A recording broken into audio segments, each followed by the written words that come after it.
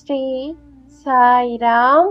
நம் அன்பான சிரடி சாய்பாபா, நம் அன்பான பகவான் ஸ்ரீ சத்ய சாய்பாபா இருவரின் ஆசீர்வாதம் கிடைக்க நாம் அனைவரும் இருவரையும் மனதார வணங்கி அவர்களின் ஆசீர்வாதத்தை நாம் பெறுவோம்.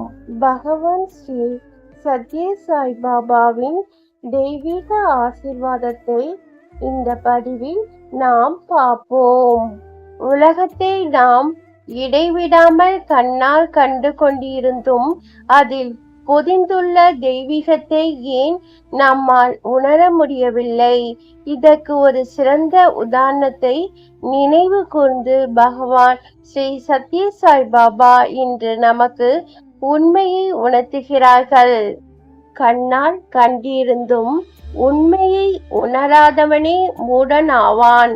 அனைத்தையும் தெய்வீக உணர்வுடன் நோக்குங்கள். அப்போதுதான் அனைவரும் நம்முள் உள்ள தெய்வீகத்தை உங்களால் காண முடியும். ஆனால் நீங்களோ அனைத்தையும் ஒரு கண்ணோட்டத்துடனே பார்க்கிறீர்கள். நீங்கள் ஒரு கயிற்றை பார்த்துவிட்டு அதை ஒரு பாம்பு என்று தவறாக எண்ணுகிறீர்கள். அதன் விளைவாக உங்கள் மனதில் அச்சம் தோன்றுகிறது. அது கயரா அல்லது பாம்பா என்பதை அறிந்து கொள்ள உங்கள் பகுத்தறிவை பயன்படுத்துவது அவசியமாகும்.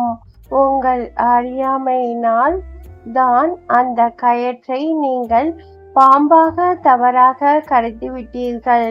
அறியாமை தோன்றிய கணமே அச்சமும் உடன் எழுகிறது. அச்சத்தின் காரணமாக நீங்கள் அங்கிருந்து ஓடிவிடுவீர்கள்.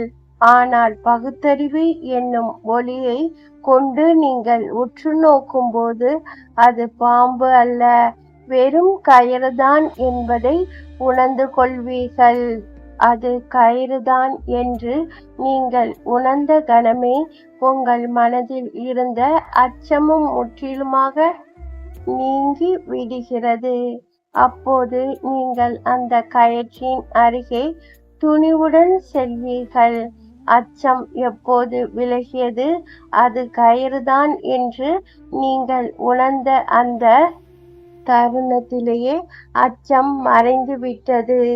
அறியாமை விலகும் போது உங்களுக்கு துணிவு பிறக்கிறது.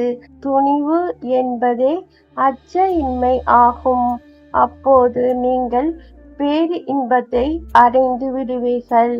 அதே போன்று இந்த உலகின் உண்மை இயல்பு என்ன என்பதை நீங்களும் ஆராய்ந்து அறிந்து கொள்ள வேண்டும். இது வெறும் தெய்வீகமானதா? இந்த ஆழ்ந்த விமர்சனம் பூர்வமான ஆய்வு என்று அழைக்கப்படுகிறது. பகவான் ஸ்ரீ சத்ய சாய்பாபா அவர்களின் தெய்வீக உபதேசம். ஏப்ரல் மாதம் 8ஆம் தேதி 1993ஆம் ஆண்டு. வெளிப்புற பார்வை அறியாமைக்கு இட்டு செல்லும், அகப்பார்வை பேரின்பத்தை அருளும் என்று பகவான் ஸ்ரீ சத்ய சாய்பாபா அவர்கள் கூறினார்கள். பதிவை பார்க்கும் அனைவருக்கும் நன்றி, வணக்கம். அனைவரும் நம்புங்கள், உங்களுக்கு நல்லதே நடக்கும். ஜெய் சாய்ராம். அல்லாஹ் மாலிக்.